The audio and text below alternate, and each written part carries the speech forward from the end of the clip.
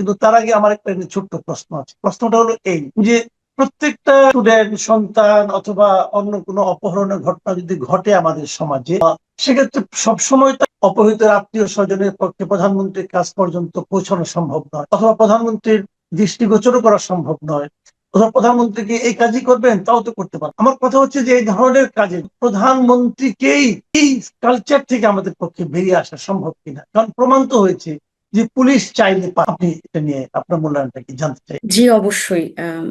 একটা আম, জিনিস আমরা একদম স্পষ্টত দেখতে পেয়েছি যে বাংলাদেশের যে আইন, আমরা সবসময় বলি যে বাংলাদেশে এই ধরনের যে কোনো ব্যবস্থা নেওয়া সম্ভব না, যেমন অপহরণ, ধরেন মার্ডার কেস হোক বা যে কোনো ধরনের কেস হোক, আর সেখানে খুব স্লো আগায়। তো এখানে দেখলাম যে সাথে সাথে হয়ে গেছে। এখন এই জিনিসটা কিন্তু অনেক আশা তৈরি করেছে, আশা এভাবে তৈরি করেছে যে আমরা কিন্তু হঠাৎ করে দেখলাম যে বাংলাদেশেও সম্ভব এরকম, মানে একটা মানুষকে, একটা অপহরণ হয়ে যাওয়া মানুষকে খুঁজে বের করা তড়িৎ গতিতে বাংলাদেশ পুলিশ সম্ভব বের করা, সেটা তারা পারে যদি তারা চায়। এর আগেও কিন্তু আমরা দেখেছিলাম যে একজন যে মার্ডার করেছিলেন একজন যে গৃহকর্মী, এটাও কিন্তু তড়িৎ গতিতে বের করে আনা হয়েছিল।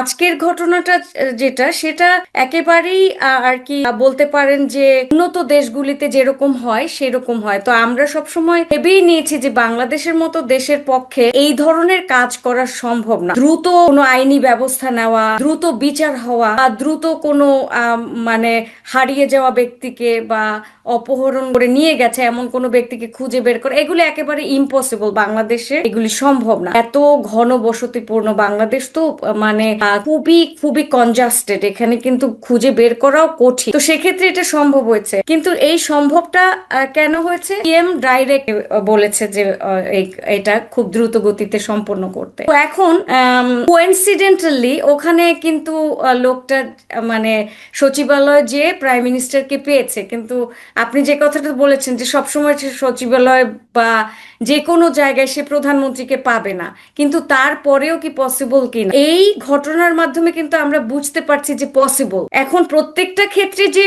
প্রধানমন্ত্রীর বলতে হবে সেটা তো কোনো কথা নেই, কিন্তু প্রধানমন্ত্রী বা আর যে নতুন সরকার, সেই সরকার যদি সব সময় এরকম আদেশ জারি করে রাখে যে যে কোনো ধরনের অন্যায় বা যে কোনো ধরনের এমার্জেন্সি পরিস্থিতিতে এটা করতেই হবে, মানে আমাদের তো আইনের ইমপ্লিমেন্টেশন নাই। বাংলাদেশে তো সকল আইন আছে কাগজে কলমে, সবকিছু কাগজে কলমে, এই কাগজের কলমে থেকে বের এনে আমাদেরকে ইমপ্লিমেন্ট করতে হবে যে আমরা কাজটা মূলত করছি এবং করতে পারে, বাংলাদেশ পুলিশ চাইলেও করতে পারে। তো এই জিনিসটা সরকারেরই করতে হবে। বিগত দিনে যেটা একেবারেই সম্ভব হয়নি, স্লো হয়েছে বা একেবারে হয়নি, খুঁজেই বের করতে পারেনি, আপাতত পুলিশ কেয়ারই করে, পুলিশকেও দায়বদ্ধ করতে হবে, মানে প্রশাসনকে, যে এইগুলি আপনাদের ডিউটি, এই জন্য তারা পয়সা পায়, জনগণের জানমাল রক্ষার্থে তারা পয়সা পাচ্ছে, তাদেরকে এই কাজটা করতেই হবে। এই আজকে প্রাইম মিনিস্টার বলেছে তার মানে প্রতিদিন যে তার বলতে হবে সেটা না, কিন্তু তারই কিন্তু এবং তারই যে সরকার গঠন হয়েছে, যার উপরে যাকে ম্যান্ডেট দিয়ে দিয়েছে, এত হিউজ পরিমাণে ভোট দিয়ে তাদের প্রযুক্ত করেছে, এবং তাদেরকে এই ব্যবস্থাটা নিয়ে তাদের উপরে যে চাপানো যে আপনাদের এটা করতে, সেরকম ভাবে যদি তারা নির্দেশনা দেয়, আমি শিওর এটা এটা এখানে আমি এখন এটা আপনি একটু নিজে ভাবেন এই জিনিসটা আসলে যে পুলিশ কর্মকর্তা এই বাচ্চাটাকে ম্যাজিকের মতো উদ্ধার করলেন, তার নাম হলো ডিসি বাসুদ আলম। ওনার ব্যাপারে কিন্তু গত দুদিন ধরে ঢাকা বিশ্ববিদ্যালয়ে একটা আন্দোলন চলছিল ওনাকে অপসারণে। উনি ঢাকা বিশ্ববিদ্যালয়ের একজন ছাত্রের গায়ে হাত তুলেছিলেন।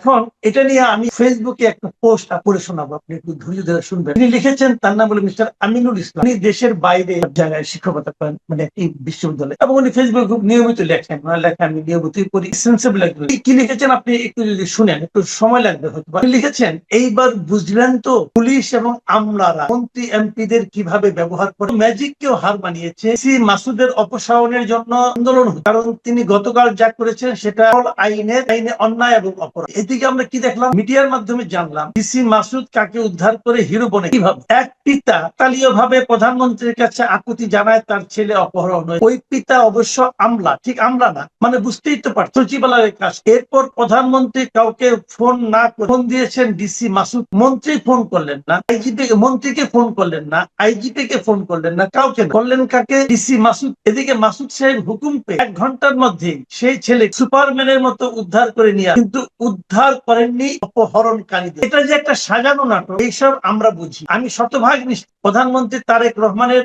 এর কিছুই জানেন না।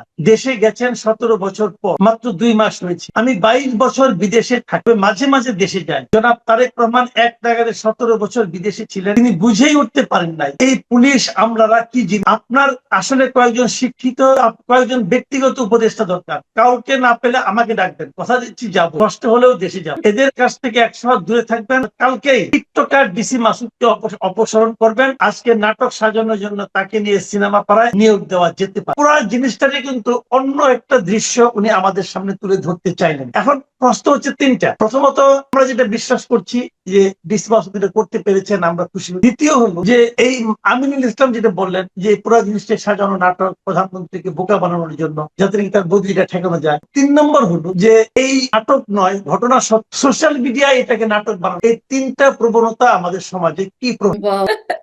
খুবই ক্রিটিক্যাল কোয়েশ্চেন।